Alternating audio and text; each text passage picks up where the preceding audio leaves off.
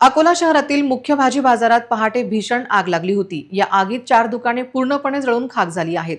या आगीमुळे बाजार परिसरात मोठी खळबळ उडाली आहे।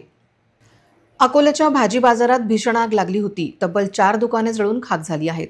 अकोला शहरातील मुख्य भाजी बाजार भागात आज पहाटे ही भीषण आग लागली।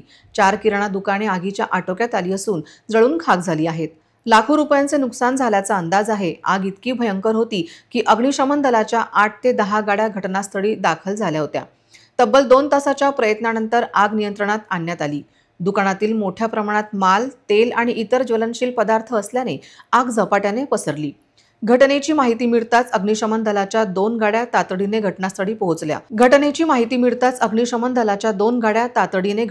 पोहोचल्या। मात्र आगीची तीव्रता जास्त असल्याने आणखी गाड्या बोलाव्या लागल्या। दुकाने बंद असल्यामुळे आग आटोक्यात आणण्यासाठी अडथळा येत होता।